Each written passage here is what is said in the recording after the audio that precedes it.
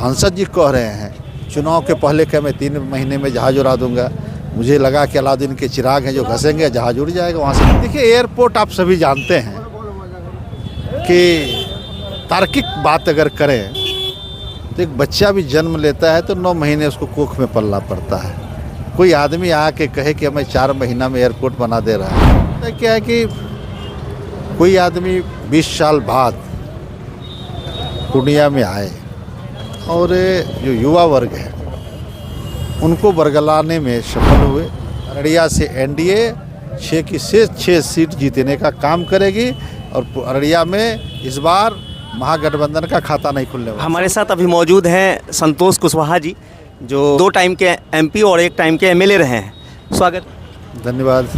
थोड़ा अपने बारे में बताइए, लोग जानना चाहते हैं आपके पॉलिटिकल कैरियर को। पॉलिटिकल क्या, मैं तो छात्र राजनीति से आया और पहली बार कस्बा विधानसभा से चुनाव लड़ा, वहाँ से पराजित हुआ और फिर 6 महीने बाद 2005 में 22 से चुनाव लड़ा, वहाँ भी मैं पराजित हुआ 4900 मतों से।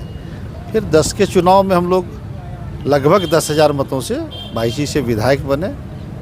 फिर 14 में विधानसभा से इस्तीफा देके माननीय नेता नीतीश कुमार जी के साथ हम आए और नीतीश जी ने मुझे लोकसभा में पूर्णिया से चुनाव लड़ने का निर्देश दिए और 2014 और 2019 2 बार पूर्णिया लोकसभा का प्रतिनिधित्व किए और 2024 में थोड़े मतों से हम लोग पराजित हो गए।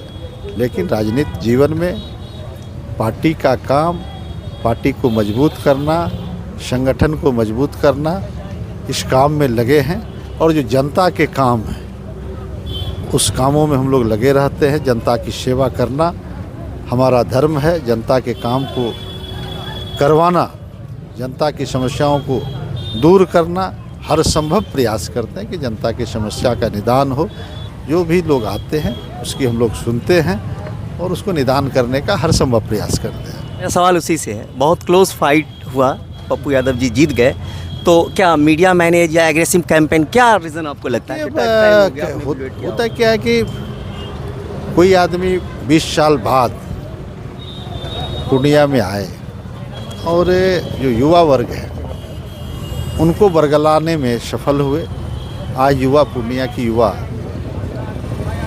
उनको अफसोस हो रहा है और पूर्णिया की जनता को अफसोस हो रहा है कि जो लोग मत हमें नहीं दिए उन्हें पश्चाताप हो रहा है। वो खुद पश्चाताप कर रहे हैं। इसीलिए एक माहौल बनाने में लोग सफल हुए और कुछ हम लोगों की कमियां भी रही। हम लोगों की जो कमियां रही इस वजह से कम मतों से हम लोगों ने वहाँ पराजित हुए। एक अभी पप्पू यादव का बयान आया है एयरपोर्ट को लेकर के, और तो आप क्लियर कीजिए असल क्या मामला है? देखिए एयरपोर्ट आप सभी जानते हैं कि तार्किक बात अगर करें तो एक बच्चा भी जन्म लेता है तो 9 महीने उसको कोख में पलना पड़ता है।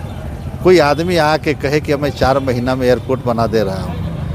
सच्चाई ये है कि ये तो 2015 में माननीय प्रधानमंत्री जी ने उड़ान योजना में शामिल किया और उसके बाद से 2017 में ज़मीन अधिग्रहण के लिए राशि जारी किए माननीय मुख्यमंत्री जी ने, और ज़मीन अधिग्रहण की प्रक्रिया होने के साथ साथ वो किसान न्यायालय चले गए। फिर कोविड महामारी आ गई, फिर न्यायालय से जिलाधिकारी को निर्देशित किया गया कि ज़मीन क्या जो भी समस्या है उसका समाधान के लिए ज़मीन का समाधान हो गया। लैंड एक्विजिशन, अब लैंड एक्विजिशन का काम हो गया। 2023 में MOU साइन हो गया। तो सारी तो आप सभी जानते हैं कि विकास जो है वो सतत प्रयास से होता है, निरंतर उस पर काम हो रहा था। और जो DPR का टेंडर चुनाव से 6 माह पूर्व DPR का टेंडर हो गया था, जो टर्मिनल बिल्डिंग बनना है, जिसके लिए 450 करोड़ के करीब केंद्र सरकार ने जारी भी कर दिया है। और माननीय जो सांसद जी कह रहे हैं चुनाव के पहले क्या मैं 3 महीने में जहाज उड़ा दूंगा। मुझे लगा कि अलाउद्दीन के चिराग हैं जो घसेंगे जहाज उड़ जाएगा, वहाँ से निकल के जिन निकलेगा जी, अलाउद्दीन का चिराग से जहाज उड़ने लगेगा। लेकिन ऐसा नहीं, चुनाव जीतने के बाद कहा कि 2 वर्षों के बाद जहाज उड़ेगा। जब हम लोगों ने लग के और माननीय मुख्यमंत्री जी लगातार प्रयास करके केंद्र और राज्य के बीच में समन्वय स्थापित करा के पोटा केबिन पे भी सहमति बन गई। और हमने सितंबर में ही कहा था, जब चीफ सेक्रेटरी से हमारी बात हुई थी, तो उन्होंने कहा था कि सर 6 महीने में पोटा केबिन में सहमति बन गई है, उसका टेंडर निकाला जा रहा है, फिर उस पर पूर्णिया से वायु सेवा बहाल हो जाएगी। तो 4 महीने तो उनके 6 महीने होने जा रहे हो, तो 4 महीने के बाद ये जहाज उड़ा देंगे। अभी तो 4 महीने 5 महीने लगेंगे पोटा केबिन बनने में, फिर एयरलाइंस आएंगे तो 6-7 महीने अभी लगेंगे। इसलिए हवाई बात जो है ना, वो तो हवाई और जिन्हें झूठ ही बोलना है, जनता को भरमाना है, तो वो भरमाते रहेंगे। पब्लिक सब जानती है, इसीलिए कोई विषय नहीं है। क्लास सवाल, आप कूल हैं? क्यों कूल हैं? कूल हैं, बिल्कुल कूल हैं। जनता हमारे साथ है और हम लोग जनता अररिया की सरजमीन पे आप हैं, आपका एक ही सीट फंसता है अगर पूरे एमपी के संदर्भ में देखें, अररिया। इस बार क्या प्लान है? क्या एक ही सीट में आपकी हार होती है, इधर 6 सीट है ना एमएलए का, तो सिर्फ एक सीट आप लूज़ कर जाते हैं, अररिया वाला। इस बार 6 की 6 सीट हम जीतेंगे। अररिया से एनडीए 6 की 6 सीट जीतने का काम करेगी और अररिया में इस बार महागठबंधन का खाता नहीं खुलने वाला। सगुता जी को टिकट दे रहे हैं? ये तो शीर्ष नेतृत्व का काम है, ये शीर्ष नेतृत्व